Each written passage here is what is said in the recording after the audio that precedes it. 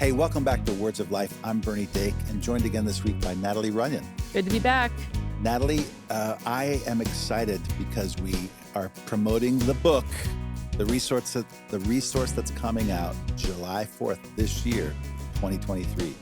If you are someone who's interested in any of the things that we've talked about, you can find some real gems in Raised to Stay by Natalie Runyon, and we encourage you to check it out. Anywhere you can buy a book, you can find this. Natalie, we're deep. This is episode 5 of 6, and we've talked about where you've come from, what the Lord's called you to. You've been pretty open about some of your church experience, and important. We're not outing people. That's not why we're here. We're all subject to scenarios that are similar, and learning from either mistakes that we've made or things that have been done wrong to us and how you survive them or how other people survive them is strength for the journey. Um, this is how we wanted to start this week. The idea that, do I even really need a church congregation? People have come out of COVID and they've learned that they can go to church online or they can find Jesus on YouTube, so to speak. How do you feel about that?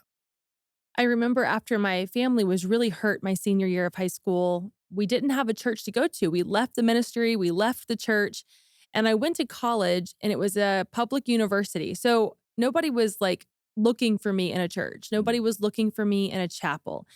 And I did take a long time. I took at least that first year of college not going anywhere. I was part of other communities. I was part of Campus Crusade for Christ. mm, I found other people that had similar views and beliefs, but it was probably one of the most healing parts of my faith journey was taking a rest. And if you grew up in church, that's a big no-no.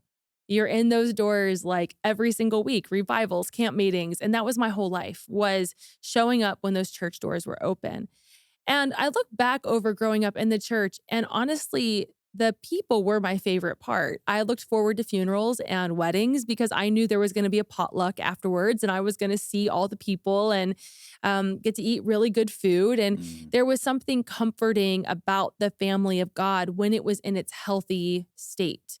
So, about a year of not going to church, I started to miss it. I started to miss that daily looking forward to being in the church and the following Sunday and hearing from people. And I think COVID really almost gave us this permission to withdraw from something we were already struggling with. And so if we were going out of obligation or because people just expected us to be there or it was just routine, suddenly that was challenged. It was like, you don't have to do that. Yeah.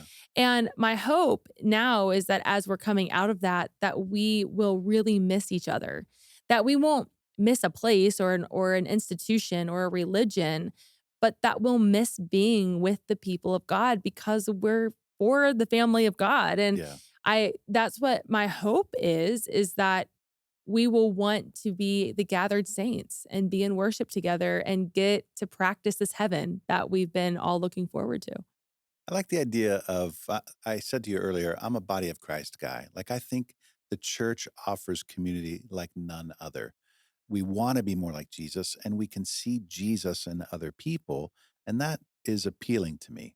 I find that the most rewarding part of that is having people that are courageous enough to speak into you when appropriate. And I'm not suggesting that all of our friends need to be churchgoers. In fact, I think we're called to people that have no idea what the church is. And more importantly, we're not called to represent the church. We're called to represent Jesus. And man, the idea of Raised to Stay has been so appealing to me and to a number of friends that I've talked to about following you and these little black boxes that you put on your social media. I just want to encourage you and affirm you Mm, because I think that the Lord has clearly used your experiences in a way to encourage others. thank you. Now, the book is broken up into 4 sections. You talked about it last week, but I wonder if you could just tell us once again how you did it. The hurt, the hard, the hope, and the holy is really my journey without saying that this is an autobiography because it's not. I share snippets of my life, but I mostly focus on people in the Bible and people that we've read about in the scriptures that stayed against crazy Mm, circumstances. I mean, Joseph in a pit and Judas and Jesus at the table and Paul, continuing to get shipwrecked over and over again to the point where you're kind of like, Paul, why do you keep getting back in the boat, buddy? Like, you're hurt over and over and over again. Like, why do you keep getting back in? And we learn from the scriptures is that the risks were there, but the reward was greater. And that's the way I feel about the church. Some people would be like, well, if the church just keeps hurting you, why do you keep going back into the building? Mm, And it's like, because we have to believe that though there is going to be the hard and the hurt, that there's going to be a hope and a holiness that's going to yeah. come because it says in the scriptures that where there is unity, it commands the Lord's blessing. Mm, And where two or more are gathered, that he is in our midst. And there's all these promises of what happens when the redeemed come together and share their testimonies and they worship together. And that's what I'm interested in. I want to know what God's going to do. And growing up, I saw people healed at altars. I saw people in wheelchairs get up and run. I saw people who couldn't have children suddenly get pregnant. wow. There's enough in me that has FOMO to wonder what's God going to do in the house this morning. Yeah. And so I go out of anticipation and expectation rather than fear of getting hurt. Yeah. And I think this book takes us on that journey with some tension of how do we overcome that hurt and that hard to pursue the hope and the holy. And one way you can overcome FOMO or the fear of missing out is maybe being present. Show up. Just be there. Sit in the back. I've had seasons in life in ministry where I was the worship leader in the front on the platform there every single week, where that was like a non-negotiable, and seasons where I've been in the back not wanting to be there. Yeah. And it's been in those seasons where I've shown up when I haven't wanted to be there that God has done remarkable work in me personally, more so than when I'm leading thousands on a platform. It's almost as if you're saying to God, I dare you, Yeah. which is a bad place to be because he's going to win. He's going to show up every single time. Yeah. But a pastor that I love says that this generation has rejected the two institutions that require humility and accountability, and that's the church and marriage. Mm, And I think a lot of us don't show up because we're afraid of what will happen. We know we will encounter the living God. We know we'll be convicted. We know we'll be held accountable. We know that the lifestyle choices that we're making might be challenged. And so we choose not to go to avoid the discomfort when really it's freedom. mm. And I would just say, show up and see what God has.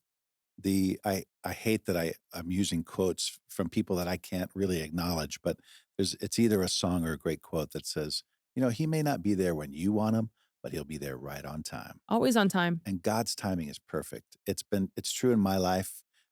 You talked to us in an earlier episode about how he in the season you couldn't imagine why this was happening, but now looking back, you can see God's hand in all of it. It's true. And, I believe that the church that hurt my family so badly when I was a senior in high school, I have avoided and had avoided stepping back into that sanctuary because I didn't want to be reminded of the pain. And 2 years ago, the new pastors who were in my youth group at the time of all of this, they call me and they ask me to come lead worship for the 100-year anniversary. Mm, I was like, no, why would I do that? There's been therapy and medication to help me get over this. Like, why would I step back into that? yeah. And honestly, why I almost wasn't in ministry. And so the Lord said, you're writing a book about a reconciled church. You'll go back. And I flew into Cincinnati and I walked into that sanctuary and everything was as it always has been. The people I thought were 80 when I was a kid clearly weren't because they're still alive. They're sitting in their pews, same seats, same Now they're everything. 180. They're like 180 Yeah. now. And I remember getting up on that platform and there are people in that room associated with our exit. They know our family story. They know what happened and they didn't try to stop it. They let the hurt happen and nobody tried to stop it. And I'm up there trying to lead worship and I'm feeling all these emotions. I'm feeling fear. I'm feeling anger. I'm feeling like rejection all over again as I did when I was 18 and wrestling as I'm trying to lead. And it came to the point in the message where the pastor goes through and starts introducing all of us on the platform. And he gets to me and I think, oh my gosh, this is like, there's going to be another great exodus. They don't even recognize it's me and they're going to all freak out when they find out. And he gets to me and he says, this is Natalie. Her dad was one of our favorite pastors to ever pastor this church. And the whole room goes up in a standing ovation. Wow. And the Lord said, they never hated you. That was just a tactic of the enemy to make you think that everybody was bad and the whole church Wow. was bad. But what you thought was this exile was Amen. actually in Exodus. And I got off the platform and all the old ladies are coming up and they're kissing me and they are saying, "You look just like your daddy, and tell your mom we miss her singing." And the Lord said, "If you would have quit, you would have never seen this. You would have never seen me make all things new. You would have Wow. never seen this moment where you were celebrated, not tolerated." Amen. And I think we're quitting before the miracle. I think we're not going back is actually robbing us of a miracle, not, putting us in harm. There are good churches all over the world. Wow. That is so encouraging. I can't imagine what that celebration would have been like for you emotionally. I got off the plane in Colorado and ran home and told my dad. Mm, And to see his response and then to see all the text messages he was getting from the people and the phone calls he was getting. We saw Natalie. Oh my goodness. yeah. There was so much residual healing, even for my parents who weren't even in the room. And when we go back, that'll be one of the first churches we visit as a family. Man. Well, I thank God for you, Natalie Runyon. You. And this story, which could not have been easy, and it's also not done. Mm-mm. There's more to come. You can read a lot about it in her book that comes out on July 4th, 2023, called Raised to Stay. Anywhere you can find a book, you can pre-order now. You can get your very own copy and start reading it as soon as it arrives after July 4th. But we want to say thank you. We have another episode. We hope that you'll join us next week as we wrap up this series with Natalie Runyon from Raised to Stay on Words of Life.